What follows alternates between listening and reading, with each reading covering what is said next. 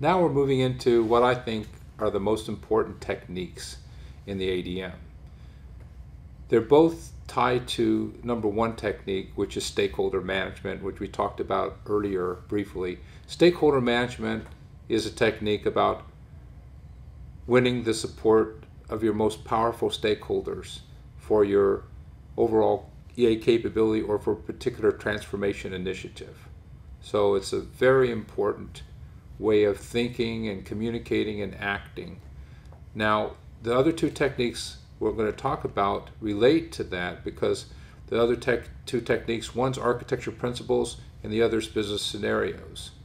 So for architecture principles, we're going to have principles that align to our key stakeholders.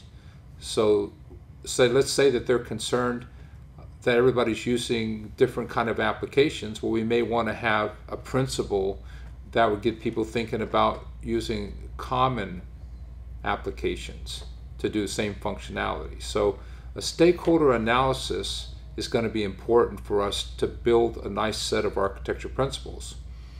Well, in order to do anything, including that, we may want to have business scenarios, workshops that include our key stakeholders, at least representatives of our key stakeholders, so we can make sure they feel like they are part of the process of defining such guidelines or requirements for moving forward.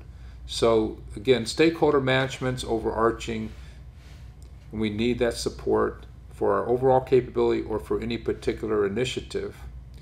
And architecture principles are guiding us. And I would say kind of a principle of sorts is inclusion. So you want to have inclusion in business scenarios is another technique that does provide for inclusion. So looking at architecture principles in more detail, they're general rules and guidelines intended to be enduring and seldom amended that inform and support the way that we set about fulfilling our mission. And in that effect, helping our stakeholders to be successful. And depending on the organization, principles may be established within different domains and at different levels. So we could have an overarching principle that says service orientation, but then we may have multiple supporting principles on how we would do service orientation in the business layer, in the application layer, in the link to data, and then supported by the technology layer, for example. So we do have the ability to get more granular principles as long as they align to our more strategic ones. So there are enterprise principles that our architecture principles should align to. Enterprise principles are ones that are generally on screensavers in organizations or on the web page, saying we're very friendly to the earth and we love our customers and things of that sort. So enterprise principles are a basis for decision making throughout an enterprise, and they help inform how you set about fulfilling your mission, who you are, what you stand for, and so on. I found, for example, I just went to Boeing's website recently. They have a section on their principles. I think that's a site that people would go to visit and see what are enterprise principles. They have a very nice setup there to show their enterprise principles with little vignettes for each one. Architecture principles, on the other hand, are a set of principles that relate to your architecture work tied to those domains, business data, application, and technology, that TOGAF has. And they reflect a level of consensus across the enterprise and embody the spirit and thinking of existing enterprise principles. So again, if you're saying that we're friendly to the earth, well, you should probably have some principle, architecture principle, related to reuse. So you shouldn't always start from scratch with everything unless there's a really good justification for it. That would just be one that would be congruent to the fact that you don't like to be wasteful, for example. And that you might want to use something off the shelf instead of inventing it from scratch, if in fact, that's going to serve your needs. So that would be an example of where you're congruent with your architecture principles to your enterprise principles. But when we talked about how we need to do architecture principles linked to our stakeholder analysis. Well, of course, our stakeholders are driven by certain things and certain constraints within the enterprise, and so we want architecture principles to be aligned to what's on their minds, right? So that's another aspect here of architecture principles. So the way that these architecture principles are set up is that in TOGAF we have 21 of them. They're generic, but they're a nice set. They all go together very well. They're organized by business, data, application, and technology domains. And basically they're set up with a simple name, like ease of use would be an architecture principle in TOGAF. And then you'd have a statement that would describe that principle. And then a justification for it, or rationale, is what we call it, a rationale, which means justification. Why does this merit being an architecture principle? And then implications. So implications that what's it going to take to operationalize this principle of ease of use? Near term, medium term, long term, and what if people don't want to follow it? What are the implications of that? So the basic approach for the template in TOGAF is that you have the NISRI template, the name, the statement, the rationale, and the implications. The name should be straightforward, easy to remember. The statement should be succinct and explain what you mean by the name, such as ease of use. And then in the rationale part, where is your justification on why this is a principle, you want to be clear that it merits being one, even if it's in tension with another. And if it's in tension with another, then you'd explain that in the rationale part. So I'll take another principle besides ease of use. Let's say data security. Now I have another principle that says data sharing. Wait a minute, those are in tension with each other. So I would explain that in the rationale section. Now in terms of operationalizing my ease of use principle or my data security principle, I would put that in the implications part of the template. And that says, how am I going to operationalize this near term, medium term, long term? What are some of the cascading impacts that could happen? And what if somebody doesn't follow this? What are we going to do about it? Another example would be implication could be that it's an unfunded mandate. Like we must do it, but we don't have money to do it. Okay, so what are we going to do in light of the fact that we don't have any money to do it?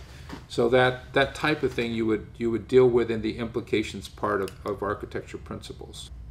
Some other considerations for architecture principles: they must be clearly traceable and clearly articulated to guide decision making. They're chosen so as to ensure alignment of the architecture and implementation of the target architecture with business strategies and visions. So clearly, architecture principles are a subset of the architectural governance we spoke of earlier. Qualities of principles. We have 5 qualities of principles for TOGAF. They need to be understandable. The underlying tenets can be quickly grasped and understood by individuals throughout the organization. Just as I mentioned, ease of use would be very understandable. Robust, enable good quality decisions about architectures and plans to be made and enforceable policies and standards to be created. Each principle should be sufficiently definitive and precise to support consistent decision making in complex, potentially controversial situations. It should be complete. Every potentially important principle governing the management of information and technology for the organization should be defined. Now, I would say that I have a little issue with this one because I think that when we say complete set of principles, I think it depends on what would be acceptable in the organization, since people would need to buy in on those. But certainly you would want to think across your domains, business, data, application, and technology. But you might want to have a less complete set in terms of how many principles you have when you're first rolling out EA versus maybe what you'll have once you're 1 year into it and everything is working well. So one of the elements in the description of complete is that the principles cover every situation perceived. So again, I temper that a little bit just with practical common sense here. If you want to introduce architecture principles, you need to perceive that maybe you want a receptive audience and that you will not get too much pushback. So that's why I talked about architecture principles also tie into the idea of stakeholder management, because you want to do principles tied to governance that stakeholders that address stakeholder concerns. And they may be concerned that your governance / principles may be too heavy-handed. So you would have to deal with that, of course, if you're going to be successful. So the other important attribute is consistent. Strict adherence to one principle may require a loose interpretation of another principle, and that's where I talked about there could be tension, but on the other hand, the tension is okay. You just deal with it. You just explain it. You balance things out. And lastly, stable. Principles should be enduring, yet able to accommodate changes. So you should have an amendment process for adding, removing, or altering principles after they are ratified initially. So who's ratifying them? That's your governance board, the architecture board.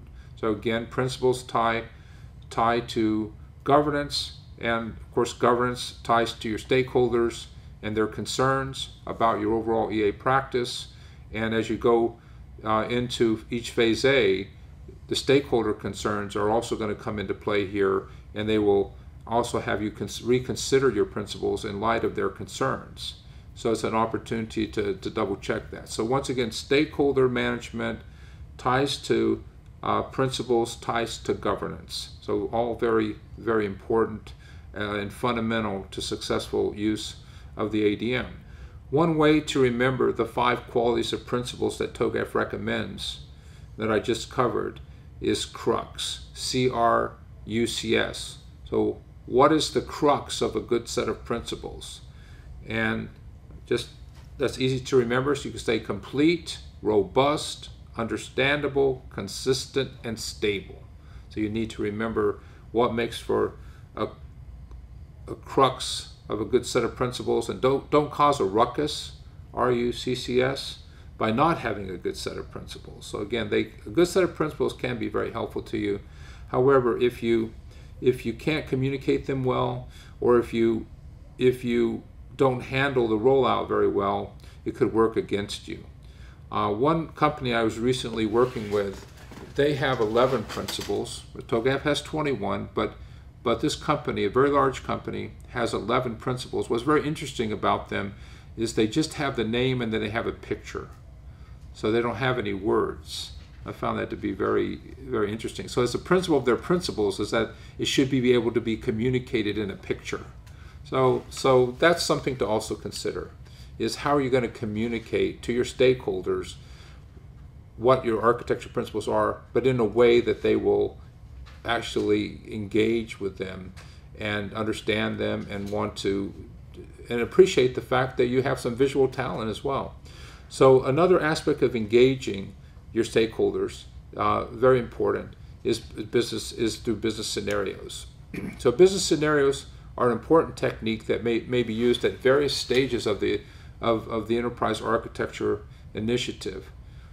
Principally the architecture vision and business architecture phases, phase A and phase B, because it can help drive the high-level requirements for phase A and also understand the maturing understanding of your business architecture building blocks, your processes, your actors, your roles, your locations, your functions, and services. So all of the things that are important, your measures, your controls in the business area.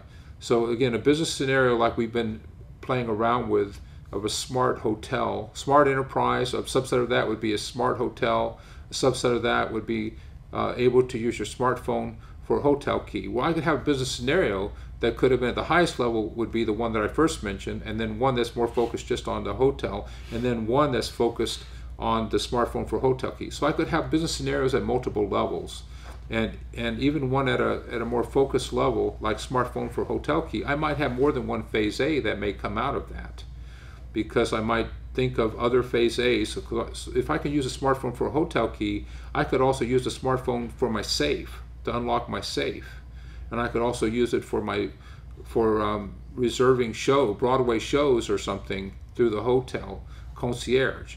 So one could end up seeing other opportunities through the business scenario, with the stakeholder engagement in those scenarios and subject matter expert engagement.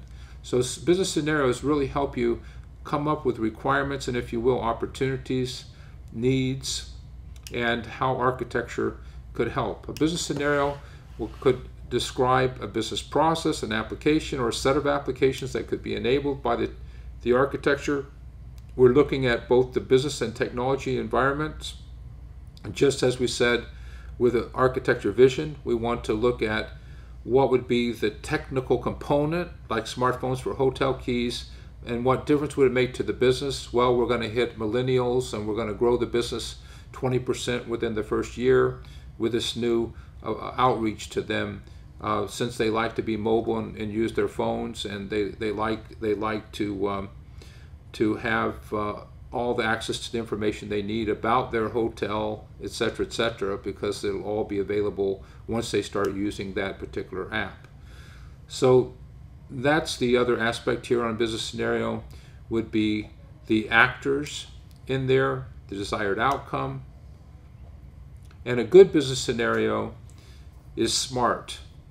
SMART is defined as specific, measurable with clear metrics for success, actionable by clearly segmenting the problem and providing a basis for determining elements and plans for the solution, realistic, that the problem can be solved within the bounds of physical reality, time, and cost constraints, and time-bound, and that means that there's a clear statement of when the solution opportunity expires.